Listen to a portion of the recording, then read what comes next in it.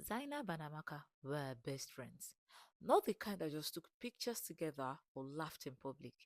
They were the kind people would describe with the old village proverbs where the body goes, the shell follows, just like the snails. Most people in Ayetoro village often call them twins, despite the fact that they shared no blood.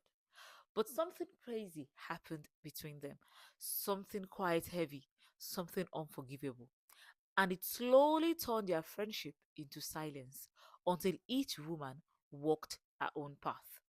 What really happened between Zainab and Amaka? And before I tell you the details of what transpired between them, kindly click on the subscribe button. Don't forget to like, share, and turn on your notification button so you don't miss our other stories.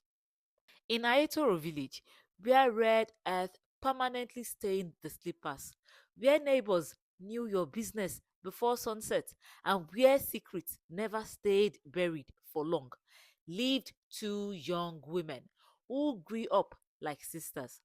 Their names were Zainab and Amaka. They were both in their early 20s and very beautiful. In Ayetoro, friendship was not just about laughter, it was about who fetched water for you when you were sick, who covered for you when elders asked dangerous questions, who knew your family's shame and kept quiet. And Zainab and Amaka were known as those two inseparable friends. If Zainab was seen at the stream, Amaka was definitely nearby. If Amaka attended the naming ceremony, Zainab definitely followed. People often joked and said they might even marry the same man one day. Who knows? Because in Ayetoro, if you saw one, you had seen both. Zainab was the only child of her parents, quiet, soft spoken, and observant. Well, her father had died years earlier, leaving her mother alone with farming and petty trading.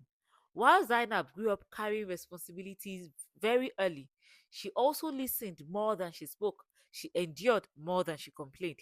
People respected her calmness, but no one truly knew the weight she carried on her shoulders. But you see, Amaka was Zainab's opposite. Bold, talkative, always laughing. She loved attention and being admired. Her family was better off. Her father was a big cocoa merchant in the village. Her mother sold food in the market, the biggest food seller. And she had two siblings and fewer worries. Amaka enjoyed being the center of everything. And Zainab trusted her for that because confidence sometimes can look like strength. One rainy evening, thunder rolling across the sky, Zainab walked into Amaka's room. Her wrapper was damped, her eyes were swollen. Amaka noticed immediately. Zainab, my friend, what is it? You look like someone carrying the whole village on her head. Zainab hesitated because in Ayetoro, talking about family problems was dangerous.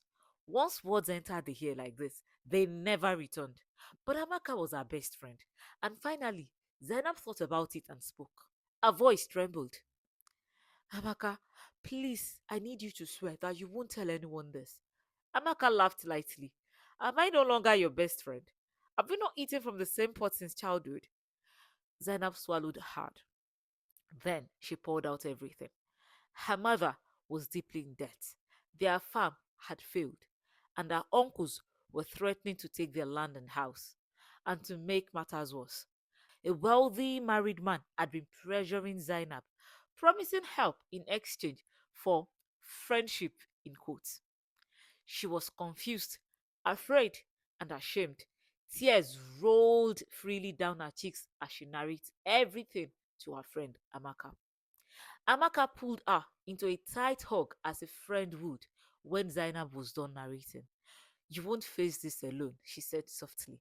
You did well telling me. And then she added, I'll talk to my father. Maybe he can help you and your mama. In fact, what Zainab did not know is this. She did not know that the hug she received was the beginning of her downfall. Oh, and that night, Zainab slept lighter. For the first time in weeks, her chest did not feel so tight. She believed her burden had reduced.